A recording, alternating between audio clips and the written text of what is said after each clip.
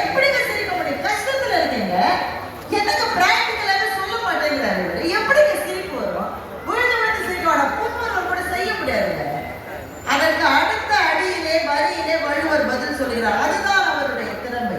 இடுக்கண் வருங்கால் நகுக. உடனே அவன் கேட்டு சுத்தி இருக்கிற மாணவர்களை கேட்டு பண்ணலாம், ஐயா எப்படியா சிரிக்க முடியும்?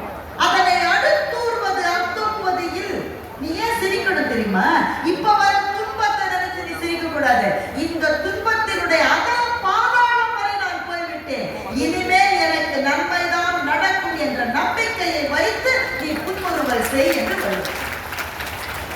அதனை அடுத்தூர்வது. இதுக்கு பின்னாடி வர்றது அத்தொப்பது. இது மாதிரி மோசமா இருக்காது, இதை விட பெட்டரா இருக்கும். இது ரொம்ப அழகா சொல்லணும்னா, என்னுடைய நாளை என்னுடைய நேற்றை விட நிச்சயமாக சிறப்பாக இருக்கும் என்ற செய்தியை சொல்லுவதுதான் இந்த திருக்குறள். அதனாலதான் இந்த திருக்குறளை எடுத்தேன். இப்ப நான் ஒரு ஜோக் சொல்றேன்னு வச்சுக்கீங்களேன். என்ன ஜோக் ஒண்ணு ஞாபகம், ஏதாவது பழைய ஜோக் ஒண்ணு சொல்றேன், சரியா? நீ ஏற்கனவே கேட்டுப்பீங்க. இதெல்லாம் சொல்றேன்.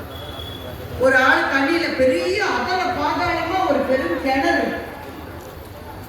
இந்த கிணத்துல ஒரு ஆள் தவறி விழுந்துட்டார். ஊரே கூடி சுத்தி நிற்குது. ஐயோ விழுந்துட்டாரு, ஐயோ விழுந்துட்டாரு, ஐயோ யாரும் காப்பாத்துங்க, யாராவது காப்பாத்துங்க, யாராவது. ஒரு பையன் காப்பாற்ற மாட்டான். அவர் இருக்கிற தத்துக்கிறாரு, யாராவது கை கொடுத்தா போய் எந்திரிச்சிடலாம்.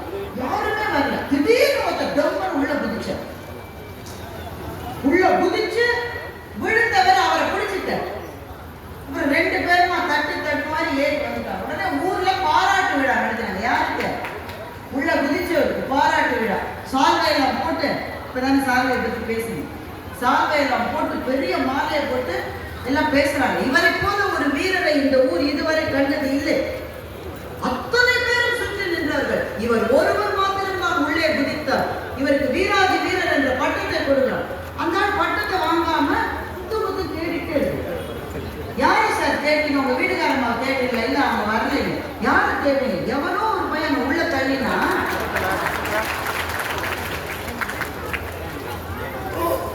இப்போ உங்களுக்கு ஒரு ஜோக் சொல்லு. ஒரு ஊர்ல ஒரு பெரிய பாழுங்கணறு. அந்த கணத்துல ஒரு திடீர்னு உள்ள வந்துட்டார். ஊரே சுத்தி நிக்குது. இப்பதான் நம்ம சொல்லிச்சு, இதை ரிப்பீட் மோட்ல அப்படித்தானே யோசிக்கிறீங்க. ஒரு நகைச்சுவையை இரண்டாவது முறை கேட்டால் கூட நமக்கு சிரிப்பு வரவில்லை.